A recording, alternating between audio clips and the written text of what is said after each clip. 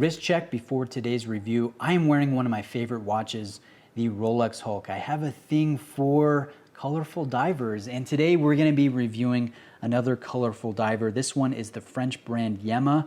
The model is the Superman Heritage in 39mm with the blue dial and the OEM H-Link stainless steel bracelet. Retail price as shown is $1,199.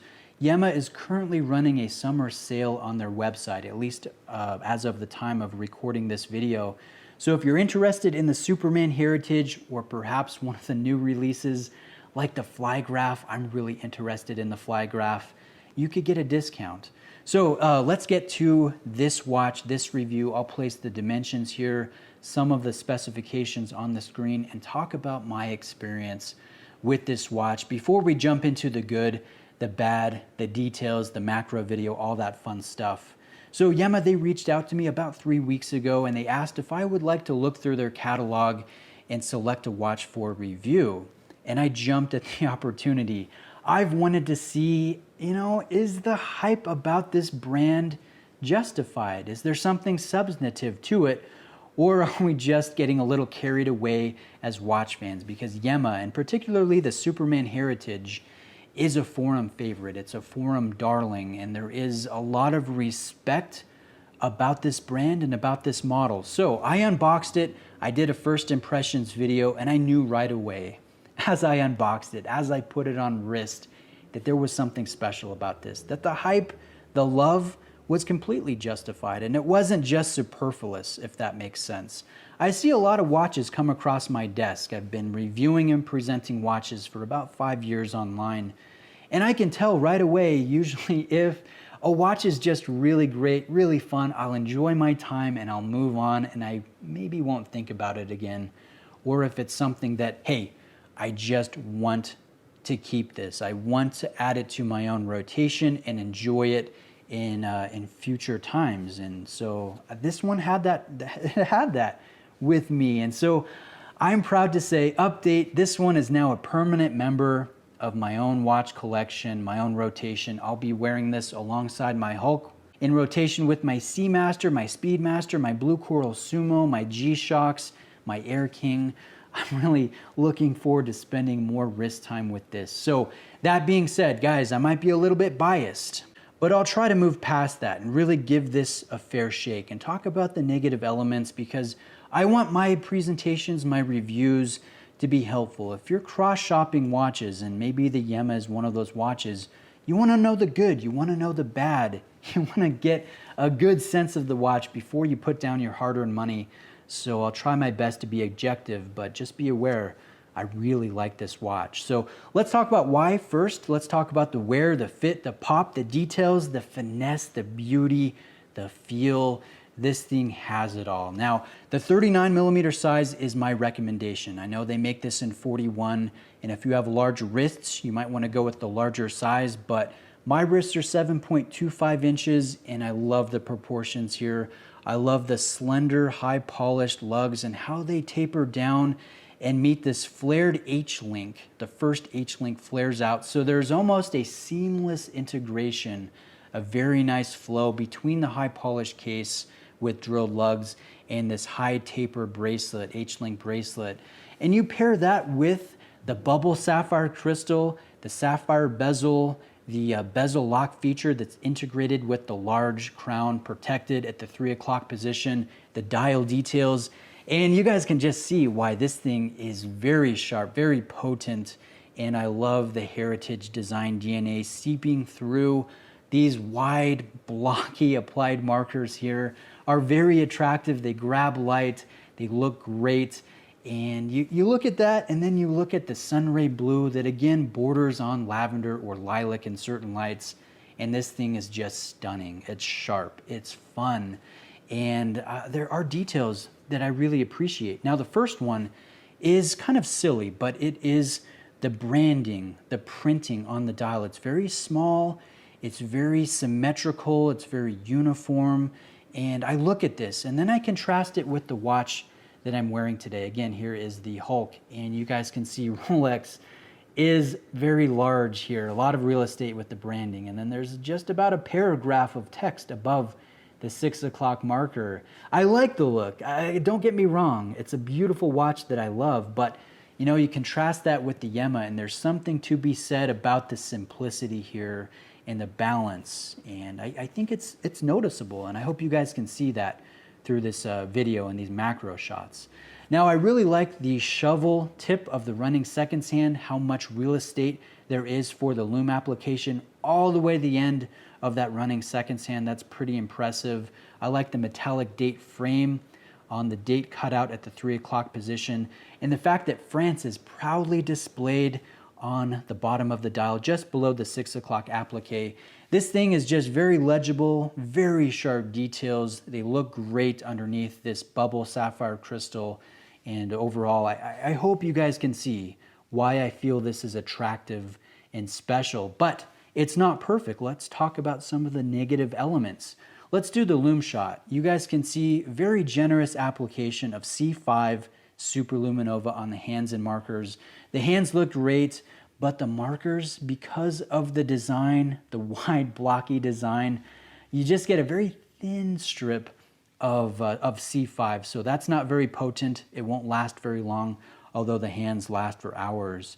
So there is some give and take with the beauty and the design. Another give and take feature is when you're setting the time. Because of the width of these applied markers, you'll notice there's only space for 2 different hashes or indexes in between each one of those appliques. And so when you're setting the time, you want to do it on the hour or on the 3 or the 2 position. If you're on the 1 or the 4, you're going to have to guesstimate the exact position when you're setting the minute hand, if that makes sense. So there is some give and take. I'm willing to live with that because it looks so great, so proportional, and so pleasant with all the pop, presence, and finesse that is, I think, apparent, especially in these natural light shots. Now, there is also one other thing that I should mention. On a high level of magnification, some of these applied markers seem to have a little bit of a rough edge, and that could be the metal or it could be some of the C5 loom application. You can't notice it when you're looking at the watch. It's only apparent when you go in on a high level of magnification and you're searching for flaws or elements that could be considered mistakes. Now let's talk about the movement. This is a Solita SW200-1. It is regulated in the factory before it's sent out from France, so you will get accuracy guaranteed within a 12-second per day window. I'm happy to report that this one runs about plus 4 seconds per day consistently, and I've been wearing this for the past couple weeks, so I'm really impressed with the accuracy, but you could get anything from, you know, plus 12 to plus 1. It just kind of depends. It's the luck of the draw. Now let's talk about another negative element here. I don't want to come across as too high or too positive. I do want to give this a fair shake. So let me pull it up in front of the camera and talk about the bracelet and specifically this clasp. The clasp is the weakest part of the watch, and let me explain why. You look at the case. The case is excellent. And again, let me show you the side profile, the nice arc to the form of the thin mid case, the amount of real estate you get for the bezel grip, the distortions, that you get with that bubble sapphire crystal.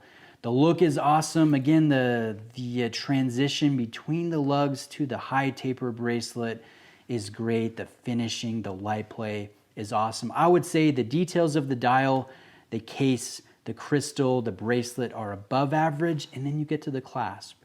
And I would consider this average. This is your Steinhardt level clasp. Let me demonstrate the operation. You have a flip lock, clamshell, friction fit closure with the milled center folding portion. If we turn the watch to the side, you guys will notice there are 4 different micro adjustment holes on a stamped sidewall, and then there is a milled dive extension system, which is nice to see. So it's not bad. Again, I would say it's average, but when you have an above average watch, all the elements are above average, and then you have an average clasp, it just feels like a bit of a letdown. And that's why I say this is the lowest point of the watch. And I think it would be excellent if Yema would spend some time, do a little R&D, and come out with their own design for a clasp, because I think it could be fantastic.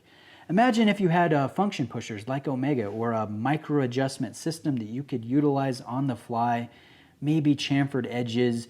I'm confident that they could come up with something excellent that would really take their watches up to the next level and increase the value proposition that I believe that they already are. So there's that to be aware of. Any other potential negative elements if you're cross-shopping this watch?